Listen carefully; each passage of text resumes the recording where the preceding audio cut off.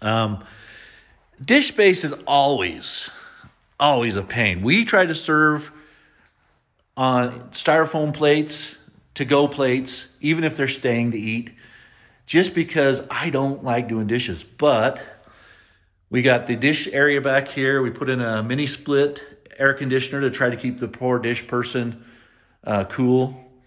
Our food prep sink and storage. Even then, there's times where it just feels like you never have enough dish space. And then back here, we put an employee bathroom in with our mop sink and our water heater. And we have storage up above. It's about a 4.5, 5 foot area above all the bathrooms. Tons of storage space up there. That's where I'd put a furnace in if we need to, is put it up there. It'd be easy to run the ductwork, what have you. So again, that's kind of this restaurant. Layout, I wish we would have, we got that hand wash sink right there. I wish we would have taken that out and moved this wall back about 2 feet just to avoid the bottleneck right here. But it is what it is, and we make it work. I don't know if you can see, again, layout, when you're thinking things through and planning. What we did is we knew that our Coke would be right here in the middle of the restaurant. And so we put a floor sink drain down there, and you see those lines going into the floor. When we had the floor ripped up, we ran 2 6-inch pipes under the floor to run our syrup lines through and our water lines through. And so the one goes under the floor and it pops up over here. The other line, excuse me how fast I'm moving. The other line goes through the floor, under the floor, and then pops up back here behind this Coke machine. And again, since we don't use the drive-up window, we don't use this Coke machine. So I tell you, if you can't get the labor and you can't get enough people to run your business how you want, you make do, which we may do this year. Rather than working Monday through Saturday, we were open Friday and Saturday. We cut labor way down. We picked the 2 busiest days of the week. And you know what? We still, well, I can't say that. We may have to come out of pocket if we don't rent it or sell it. We may have to come out of pocket for 2 months. So yeah, that kind of sucks. But that's the name of the game. You do what you got to do to keep the doors open. Okay, so quick review. As you're planning out your food truck, you know what menu items you want to specialize in. 1, make sure it fits your audience. If it's good enough that you can introduce an audience to it and you have enough people, fantastic. If you're serving something that is just so different and so authentic that it may take people a little while to adjust to it or learn to love it as much as you do, you may have to tweak it a little bit to fit your audience. So keep that in mind. Planning. Number 2 is planning. Plan out your layout. Layout. Use your space wisely in your truck.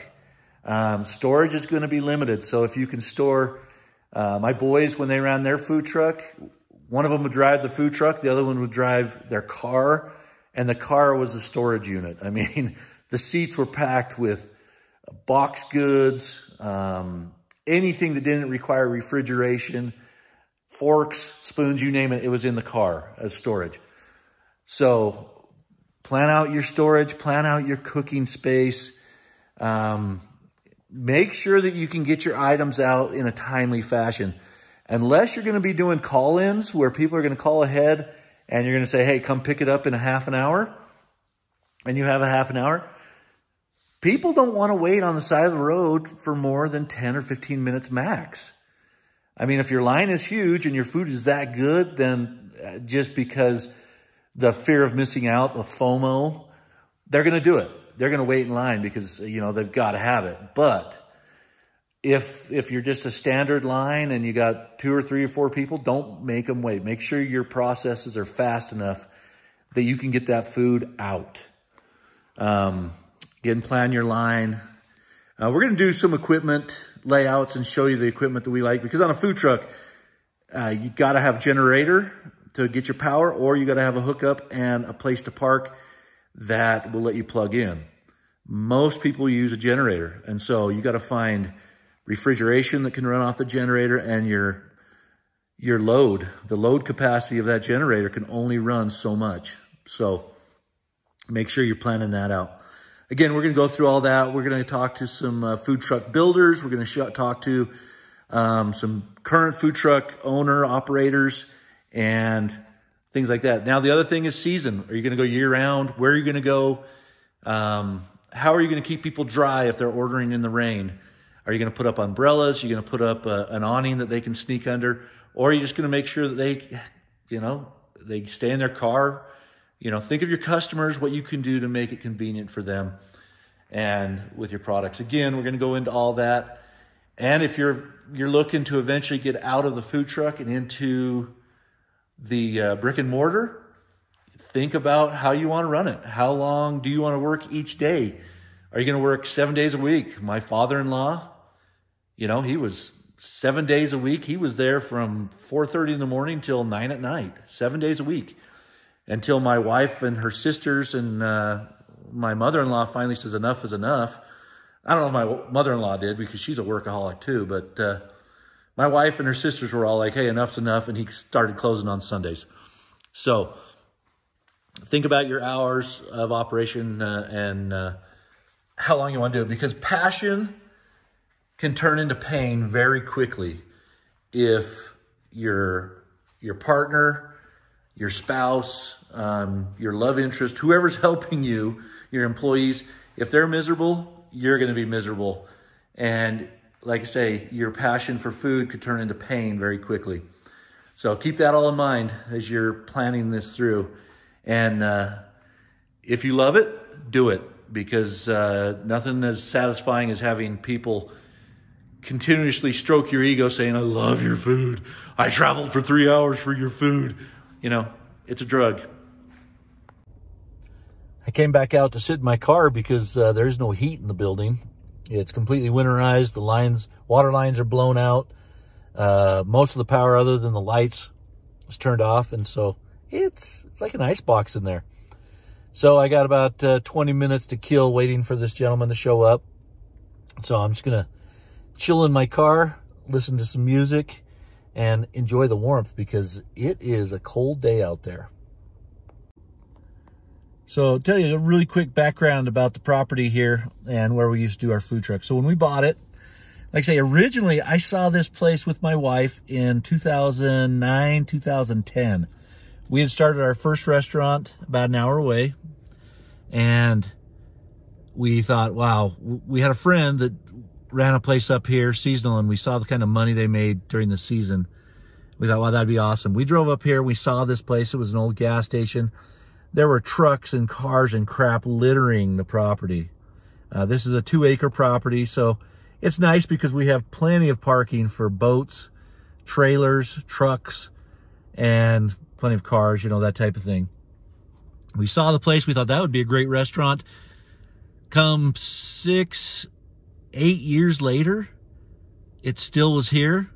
They'd cleaned up the property a little bit, but it was still just a shell. And so we parked our food trailer right here in this little driveway in between. Now, in the summer, that's not a driveway. We bring all those chairs out. We have artificial turf that we got from a local high school football field when they changed out their turf. And we put our tables there with umbrellas. We have the covered parking, or the covered seating, so that when it rains, they can be in and out of the shade. We put up some, you see these posts. Again, that's kind of what we thought through with your food truck. You got to think about the comfort of your customers. We put kind of a sunshade between the building and these posts to cover that whole area. It's not as good as the covering from the building, but it works. And then just behind the surfboard is our drive-up window sign.